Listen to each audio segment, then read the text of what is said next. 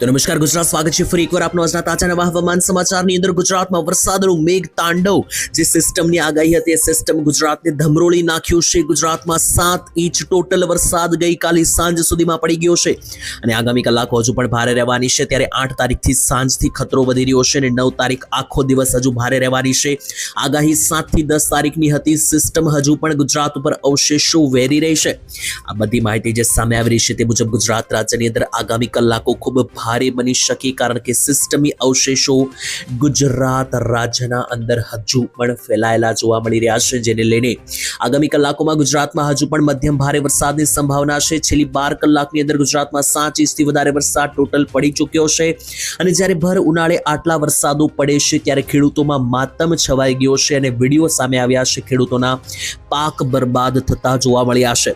અને મિત્રો, આખા ગુજરાતના ખૂણે ખૂણેથી અમે વિડીયો લઈને આવેલા છીએ. અમને વિડીયો જે પણ લોકોએ મોકલેલા છે કે ક્યાં ક્યાં કેટલો વરસાદ પડ્યો છે, એ બધા વિડીયો હું તમને દેખાડવાનો છું, લાઈવ દેખાડવાનો છું કે ક્યાં કેટલો વરસાદ પડ્યો છે, ગામના નામ સાથે અને વિડીયો સાથે, પ્રૂફ સાથેની માહિતી બધી દેખાડવામાં આવશે. તો વિડીયોને છેલ્લે સુધી જોતા રહેજો. આ ચેનલ સરસ મજાની ચેનલ ઓનલી વેધર સબસ્ક્રાઇબ નથી કરી તો કરી લેજો, કારણ કે આ ચેનલ ઉપર તમને સરળ ગુજરાતી દેશી ભાષાની અંદર તમામ હવામાન માહિતી જાણવા મળી જશે.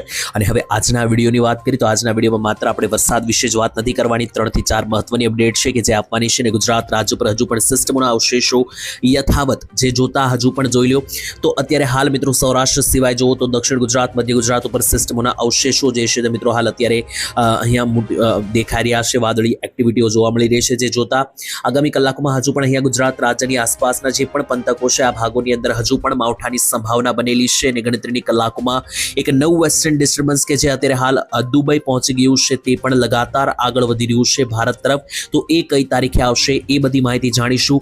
અને આગામી કલાકોમાં હજુ પણ જે વરસાદની આગાહી છે તેમાં ગુજરાતના કયા કયા ગામડાઓની અંદર કેટલા ઇંચ સુધીના વરસાદો હજુ પણ પડી શકે એ બધી માહિતી જાણીશું આજના આ વિડીયોની અંદર. કયા કયા ભાગોમાં વરસાદ પડશે એ જાણીએ એના પહેલા જોઈ લઈએ કે કયા કયા ભાગોમાં વરસાદ પડી ગયો છે છેલ્લી કેટલીક કલાકોની અંદર. તો ગુજરાતમાં છેલ્લી કેટલીક કલાકોમાં ભારે તોફાન સર્જાયું છે. જોઈએ તો 8 તારીખે વહેલી સવારથી બપોર સુધી મિત્રો તોફાની વરસાદો પડ્યા છે. પહેલો મિત્રો આ વિડીયો જોઈ લો તો માણસા ખેડૂત માર્કેટ યાર્ડમાં ખેડૂતોના તૈયાર પાક તણાયા. અને મિત્રો જે આ તણાઈને જઈ રહ્યું છે એ કોઈ કાદવ કે કોઈ કીચડ નથી, ખેડૂતોના પાક છે, જેમ કે ઘઉં સહિતના જેટલા પણ પાકો છે માર્કેટ યાર્ડમાં તણાઈ ગયા છે. અને ખેડૂતોની આખા વર્ષની મહેનત જોઈ લો. આ કોઈ મિત્રો પાણીમાં કાદવ તરીને નથી જતો, ખેડૂતોના પાક તણીને જઈ રહ્યા છે. લાઈવ તમે સિસ્ટમ જોઈ શકો. તો મિત્રો ખેડૂતોને છેલ્લા 15 દિવસથી ઉગળું ફાડીને જણાવી રહ્યો હતો કે વરસાદની આગાહી છે 7 થી 12 તારીખ.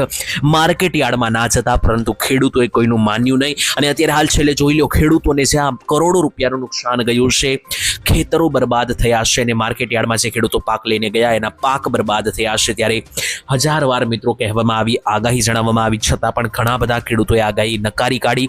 અને આખરે જોઈ લો તો વાવાઝોડા સાથે મિત્રો જે આ નુકસાન થયું છે, લાઈવ મિત્રો જોઈ લો તો 7 તારીખે સાંજ સુધી ભારે વાવાઝોડું પણ સર્જાયું ગુજરાત રાજ્યની અંદર. જોઈ લો લાઈવ મિત્રો વાવાઝોડાનો આ વિડીયો સામે આવ્યો છે. ગુજરાતમાં 70 કિલોમીટર પ્રતિ કલાકના પવનો ફૂંકાયા, જેને કારણે તોફાની વરસાદ, વૃક્ષો ધરાશાયી થતા જોવા મળ્યા, પતરા અને નબળા મકાનોના છાપરા પણ ઉડતા જોવા મળ્યા. ત્યારે જોઈ લો વાવાઝોડા સાથે ગાંધીનગરની અંદર આજે વાવાઝોડું ફૂંકાયું, તેના લાઈવ દ્રશ્યો હું તમને અહીંયા દેખાડી રહ્યો છું. આ બધી વસ્તુઓ જોઈને આપણા હૃદય કાપી જનારા મિત્રો જે છે તે દ્રશ્યો સામે આવ્યા છે. ત્યારે બીજા પણ મિત્રો અહીંયા જે વિડીયો સામે આવ્યા છે એ પણ તમે જોઈ શકો. આ માર્કેટ યાર્ડના વિડીયો છે કે જ્યાં ખેડૂતોને ખૂબ જ માઠું અને મોટું નુકસાન ગયું છે. ત્યાર પછી આ બીજો વિડીયો જોઈ લો તો આ વિડીયો સામે આવી રહ્યો છે ભાવનગર જિલ્લામાંથી. ભાવનગરની અંદર જાણે ચોમાસું જામ્યું હોય તેવો વરસાદ પડ્યો છે. અને મિત્રો જોઈ લો આ જે વિડીયો છે, આ જે વરસાદ છે આને કોઈ પણ પ્રકારે આપણે માવઠું ના ગણાવી શકીએ, કારણ કે માવઠા આટલા હલકા હોતા નથી. માવઠા જે છે તે મિત્રો હલકા લેવલના હોય છે. આ એક પ્રોપર વરસાદ છે, ચોમાસાની સિસ્ટમ હોય તેવો વરસાદ ધોધમાર પડ્યો. જોઈ લો ઊંઝાની અંદર પણ ગઈકાલે વાવાઝોડા સાથે કરા. મિત્રો વાવાઝોડું ઓછું હતું એટલામાં કરા પણ પડવાથી ભારે નુકસાન, અતિ ભારે વરસાદ, જ્યાં જુઓ ત્યાં કોહરામ મચી ગયો છે. ત્યારે જોઈએ કે કઈ કઈ જગ્યાએ કેટલા ઇંચ વરસાદ પડ્યો છે એ જાણવું પણ જરૂરી. તો ચાલો આંકડા શું જણાવી રહ્યા છે તે જાણીએ. તો જોઈ લો મિત્રો આ આંકડાઓ જાહેર કરવામાં આવ્યા છે. તે અનુસાર ગુજરાતમાં કયા કયા ભાગોમાં કેટલા ઇંચ વરસાદ પડ્યો તે લઈને સૌથી વધારે વરસાદ અરવલ્લીની અંદર પડ્યો છે. અરવલ્લીમાં આગળ ટોટલ 3.5 ઇંચથી વધારે કઈ લોકો 3.25 ઇંચ જેટલો વરસાદ અરવલ્લીની અંદર પડી ગયો છે. આમ જોવા જઈએ તો 4 ઇંચ જેટલો વરસાદ તો એકલા અરવલ્લીમાં પડ્યો છે. તેમાં સૌથી વધારે વરસાદ તાલુકા વાઇઝ જોઈએ તો અરવલ્લીના સંથાબા તાલુકાની અંદર 2.13 ઇંચ, 2.25 ઇંચ વરસાદ. ગાંધીનગરના માણસાની અંદર મિત્રો 1.5 ઇંચથી વધારે વરસાદ. અરવલ્લીના બાયડની અંદર આગાહી અનુસાર 1.5 ઇંચથી વધારે વરસાદ. પંચમહાલના શહેરામાં 1.5 ઇંચ વરસાદ. મહેસાણાના વિજાપુરમાં 1 ઇંચ, સાબરકાંઠાના તલોદમાં 1 ઇંચ વરસાદ, સાબરકાંઠાના હિંમતનગરમાં 1 ઇંચ વરસાદ, પંચમહાલમાં 1 ઇંચ વરસાદ, અરવલ્લીના મોડાસામાં 1 ઇંચ વરસાદ અને ભાવનગર જિલ્લાની અંદર 1 ઇંચ વરસાદ. આની સિવાય રાજકોટ સહિતના કેટલાક જિલ્લાની અંદર અને મધ્ય ગુજરાતના ઘણા બધા પંથકોમાં અન્ય ભાગોમાં પણ વરસાદ પડ્યા છે. પરંતુ આ તો 1 ઇંચથી વધારે જે વરસાદ છે તેના મેં તમને આંકડા જણાવ્યા.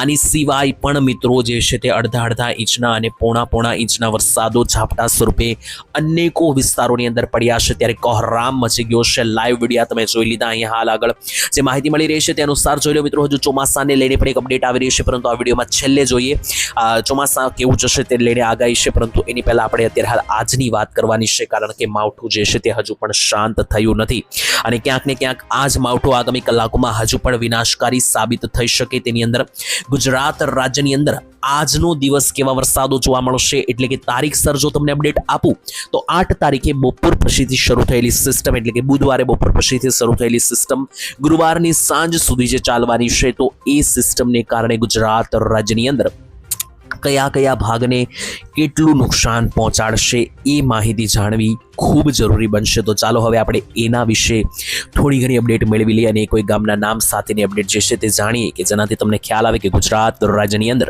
કયા ભાગોમાં હજુ પણ ખતરો છવાયેલો છે. ત્યારે વાદળોની સિસ્ટમોને આધારે સમજવાનું છે. તો 8 અને 9 તારીખ દરમિયાન જે ખતરનાક વરસાદોની ભીતિ છે તેની વચ્ચે જે સૌથી વધારે ખતરનાક વાદળો સામે આવી રહ્યા છે, તો વેધર મોડલ GFS અને વેધર મોડલ આઇકન અનુસાર ગુજરાતના વિવિધ વિસ્તારોની અંદર અતિ ભારે વાદળીય દોર, ઊંચાઈ ઉપર વાદળોના હાઈ લેવલની સિસ્ટમો જે છે તે જોવા મળી રહી છે. 8 અને 9 તારીખ દરમિયાન જોઈ લો તો હજુ પણ વાદળો ગુજરાત ઉપર રહેલા છે, જેને કારણે આગામી કલાકોમાં હજુ પણ સિસ્ટમને કારણે ભારે માવઠાની સંભાવના બનશે.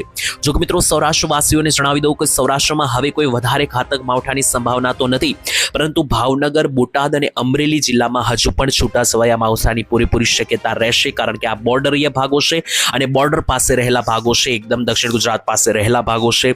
આમ જોઈએ તો સુરત અને ભાવનગર વચ્ચેનું ટોટલ અંતર જોઈએ તો માત્ર 40 કિલોમીટર જ થાય છે. જો વચ્ચે બ્રિજ એટલે કે પુલ હોય તો સિસ્ટમને તો કોઈ પુલની જરૂર હોતી નથી, સીધી જ આવી જાય છે આસમાનમાંથી. એટલે દક્ષિણ ગુજરાત ઉપર સિસ્ટમ રહેલી છે, તો એના કારણે સૌરાષ્ટ્રના ભાવનગર, અમરેલી અને બોટાદને છોડી દઈએ તો બાકીના કોઈ ભાગોમાં હવે કોઈ વરસાદની અપડેટ રહેતી નથી, કારણ કે બાકીના જિલ્લામાં ગઈકાલે વરસાદ આવી ગયો છે. પરંતુ સૌરાષ્ટ્રના મેં જણાવ્યું અનુસાર ભાવનગર જિલ્લાની અંદર અને અમરેલીમાં જે પાલીતાણા, વલભીપુર, ગાંધીનગર, ગારિયાધાર, તેની નીચે આવે તો અમરેલીમાં રાજુલા, લીલિયા, લાઠી, આ બધા પંથકોને ધમરોળી શકે હજુ પણ વરસાદ. ત્યારે મધ્ય ગુજરાતની અંદર પણ તમે અહીંયા લાઈવ અપડેટ જોઈ શકો કે મધ્ય ગુજરાતની અંદર આસપાસના તમામ જિલ્લાઓ થઈ જાય સાવધાન. મધ્ય ગુજરાતના રહેલા જેટલા પણ પંથકો છે હજુ પણ વાદળ સક્રિય. મધ્ય ગુજરાતમાં છેલ્લી કેટલીક કલાકોમાં 2 ઇંચના વરસાદો પણ પડ્યા છે. ત્યારે હજુ પણ અમદાવાદથી લઈને બાવળાના વિસ્તારો, ખેડાના વિસ્તારોથી લઈને વિરમગામ, ગાંધીનગરથી લઈને કપડવંજ, બાયડના વિસ્તારોથી લઈને બાલાસિનોર, ડાકોર, નડિયાદ, આણંદ, ગોધરા, લુણાવાડા, દાહોદ અને પંચમહાલ, મહીસાગર સહિતના છોટાઉદેપુર પંથકમાં પણ હજુ પણ ભારે કાળા ડિબાંગ વાદળો સાથે સિસ્ટમ સક્રિય. આ ભાગમાં હજુ પણ વાદળીય સિસ્ટમ ઊંચાઈ લેવલ ઉપર જોવા મળી રહી છે, જેથી આ ભાગમાં હજુ પણ આવનારી કેટલીક કલાકોની અંદર ભારે માવઠા સંભવ. મહેસાણા જિલ્લામાં હાલ અત્યારે કોઈ વાદળ નથી. ઉત્તર ગુજરાતની વાત કરીએ તો રાધનપુર, વાવથરાદ, પાલનપુર, હિંમતનગર, સાબરકાંઠા, ઈડર, બનાસકાંઠા, અંબાજી અને અરવલ્લી લાગુના વિસ્તારોની અંદર અને પ્રાંતિજની અંદર હજુ પણ વાદળો સક્રિય, જેથી ઉત્તરી ગુજરાતના તમામ પંથકો પર હજુ પણ આગામી કેટલીક કલાકોની અંદર જે છે તે ભારે વરસાદીય સિસ્ટમો હજુ પણ સક્રિય. 10 તારીખ સુધી સાવચેત રહેવાની જરૂર છે. તેની સિવાય દક્ષિણ ગુજરાતમાં આગળ વધીએ તો દક્ષિણ ગુજરાતમાં વરસાદ હજુ પડ્યો નથી. જે આગાહી હતી એટલો વરસાદ હજુ પણ પડ્યો નથી, છતાં પણ હજુ વાદળો ગુજરાતમાં, દક્ષિણ ગુજરાતના રહેલા છે, જેમ કે ભરૂચ, રાજપીપળા, નર્મદા, તાપી, કોસંબા અને અંકલેશ્વરના પટ્ટાની સાથે નીચે જોઈ લો તો મિત્રો નીચેના પણ જે સુરત, ડાંગના પટ્ટા છે, વ્યારા આસપાસ, ત્યાં હજુ પણ વાદળીય એક્ટિવિટીઓ છે. જો કે હવે મિત્રો જે વરસાદની આગાહી છે મેં તમને જણાવી વાદળો અનુસાર એ કોઈ એટલી ઘાતક નથી. એટલે કે ગુજરાતમાં જે 7 તારીખે તાંડવ ચાલ્યું એટલું તો હવે નહીં ચાલે, પરંતુ છૂટા છવાયા ઝાપટા હજુ પણ બની શકે, કારણ કે સિસ્ટમ તો ગુજરાત ઉપરથી મિત્રો જે છે તે આ બાજુથી આવી હતી અને બીજી બાજુથી નીકળી ગઈ છે. તારીખ સર વાત કરીએ તો 6 તારીખે આવી હતી અને 8 તારીખે નીકળી ગઈ છે. 7 તારીખ આખો દિવસ સિસ્ટમ ગુજરાત ઉપર રહી હતી, પરંતુ હવે મિત્રો એટલા ભયંકર વરસાદ તો નહીં, પરંતુ સિસ્ટમ ભલે જતી રહી, હજુ એના વાદળો ગુજરાત ઉપર સક્રિય છે, જેથી ગુજરાત ઉપર હજુ પણ આવનારી કલાકોની અંદર જે છે તે હજુ પણ છૂટા છવાયા માવઠા જે છે તે સક્રિય થતા તમને જોવા મળી શકે, તો એની માટે સાવચેત રહેવું. બાકી મિત્રો બીજી એક અપડેટ ચોમાસાને લઈને પણ આવી રહી છે. જોઈ લો મિત્રો, ચોમાસું આ વખતે જે છે તે શરૂઆતમાં જ સારું રહેશે તેવી સંભાવના. સ્કાયમેટ મિત્રો જાણીતી કંપની છે, જેમણે ચોમાસા વિશે આગાહી આપી છે કે આ વખતે ચોમાસું જૂન મહિનામાં જ સારું રહેશે, એટલે કે શરૂઆતના સમયમાં જ સારું રહેશે. જુલાઈ મહિનાથી ચોમાસું નબળું પડી શકે, ઓગસ્ટમાં સાવ નબળું અને સપ્ટેમ્બરમાં અંતિમ મહિનામાં તો ચોમાસું હાવ નબળું પડી જશે. એટલે કે ચોમાસું જેમ જેમ આગળ ચાલશે તેમ તેમ નબળું પડતું જશે. શરૂઆતના મહિનામાં જ સારું રહેશે. તો આ વર્ષે મિત્રો ચોમાસાની એવી સિસ્ટમ ચાલશે સ્કાયમેટ અનુસાર, ચોમાસું શરૂઆતમાં સારું અને ત્યાર પછી નબળું પડતું જશે. તો એના વિશે તો મિત્રો હજુ ઘણો ટાઈમ છે, જ્યારે ચોમાસું વધારે નજીક આવશે ત્યારે એના વિશે 100% માહિતી આપીશું. આજ માટે આ વિડીયો આટલો જ રાખીએ છીએ. વિડીયો પસંદ હોય તો લાઈક, શેર, સબસ્ક્રાઇબ બધી વસ્તુ કરી લેજો. ગુજરાતી દેશી ભાષામાં આવા સમાચાર જાણવા માટે ચેનલ સાથે જોડાયેલા રહેજો. કયા ગામથી તમે વિડીયો જોયો અને તમારા ગામમાં હાલ અત્યારે હજુ પણ માવઠાની સંભાવના છે કે નહીં, વાદળો છે કે નહીં, કોમેન્ટમાં લખી દેજો. ફરીથી મળીશું નવા વિડીયોની અંદર. ત્યાં સુધી જય માતાજી, જય દ્વારકાધીશ, જય હિન્દ.